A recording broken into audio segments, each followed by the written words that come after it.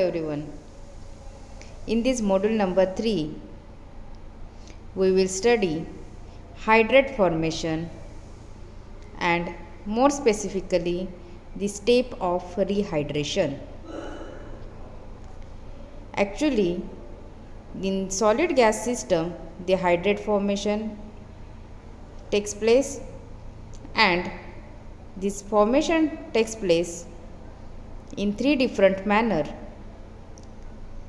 Dehydration is the first, second is the rehydration, and third one is a vapor pressure versus temperature. So in this module we are focusing on the rehydration. What is meant by rehydration? The rehydration means the addition of these water molecules. So, for the study, we are taking an example of the rehydration of anhydrous copper sulphate, and this rehydration takes place in these 3 different stages. In the first stage, the anhydrous copper sulphate is get reacted with one water molecule. It forms the copper sulphate monohydrate. In the next stage, the copper sulphate monohydrate is get reacted with 2 water molecule. It forms the copper sulphate trihydrate, and in the last stage, the copper sulphate trihydrate is get reacted with another 2 water molecules. It forms the copper sulphate pentahydrate. In this manner, the anhydrous copper sulphate is get converted into copper sulphate pentahydrate by addition of the 5 water molecules. Now, this is a diagrammatic representation of rehydration of the copper sulphate.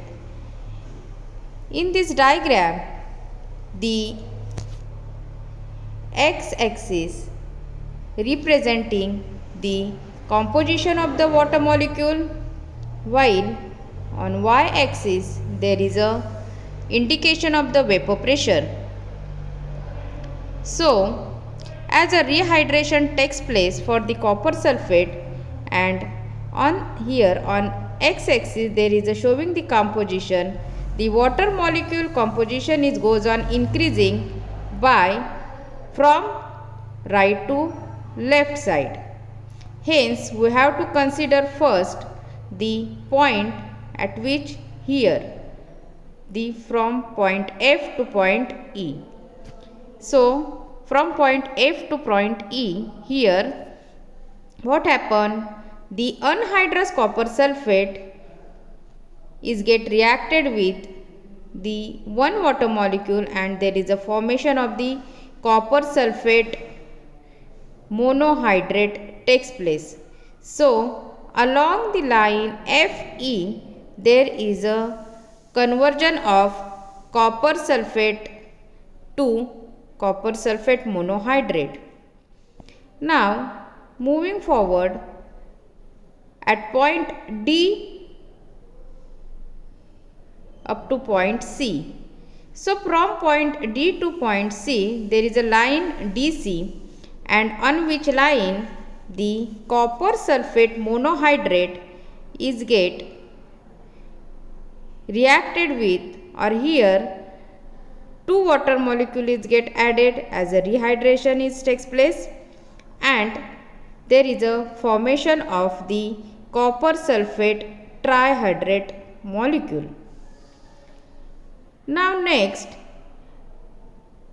at point B to point A, means from point B to point A, there is a copper sulphate trihydrate get converted into the copper sulphate pentahydrate by addition of 2 water molecules. So, in such a way, from point F to point A, there is a rehydration of the copper sulphate takes place in a step by manner. Now, as in experimentally, if we take the anhydrous copper sulphate in an evacuated vessel and added some water vapor slowly, the vapor pressure will rise along the GF. So, this is a diagram in which you can see the GF. So, at point F, the monohydrate begins to form. Means here the rehydration process is start. Means here at point F, the anhydrous copper sulphate is get converted into the copper sulphate monohydrate. Now,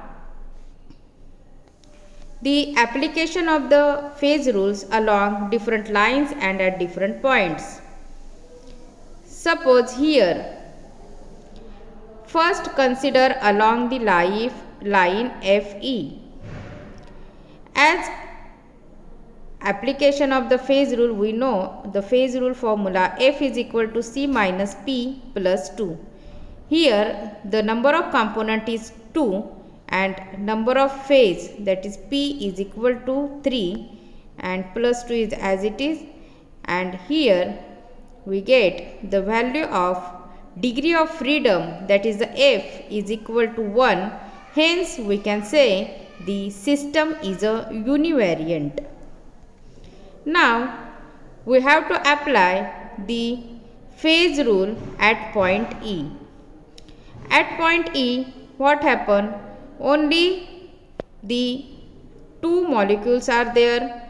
Means at point E there is a water molecule and second is a copper sulphate monohydrate.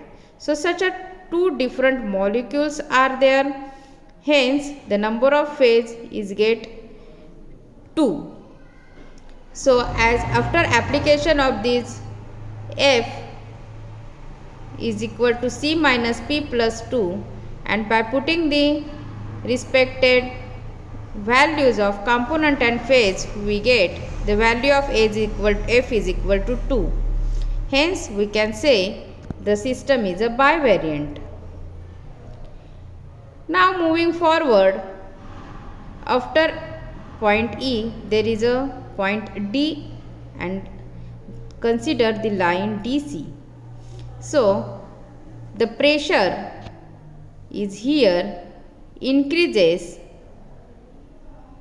and addition of more water vapor takes place till trihydrate is formed at point D. At pressure remain constant along the DC till all monohydrate is changed to trihydrate. So to apply the phase rule along the line DC, here F is equal to C minus P plus 2, that is equal to 2 minus 3 plus 2 is equal to 1. Hence the system is a univariant. As the value of F is equal to 1, we should say the system is a univariant. Now here, as soon as monohydrate formation is disappear at point C, and trihydrate is present, means at point C the monohydrate formation is get finished and the formation of copper sulphate trihydrate is begin. Hence at point P only the two different molecules are there, that is copper sulphate trihydrate and water molecule. Hence here by applying the phase rule, F is equal to C minus P plus 2, that is equal to 2 minus 2 plus 2, that is equal to 2. As the value of the degree of freedom F is equal to 2, hence the system is a bivariant. Now after point B, Here the vapor pressure goes on increasing from 30.9 mm to 45.4 mm at point B. Here the pentahydrate begins to form. So at point B, by applying the phase rule, here F is equal to C minus P plus 2, that is equal to 2 minus 3 plus 2, F is equal to 1, hence the system is a bivariant. Now the pressure remained constant along the line BA till all trihydrate is changed to pentahydrate, that is a copper sulphate pentahydrate at point A.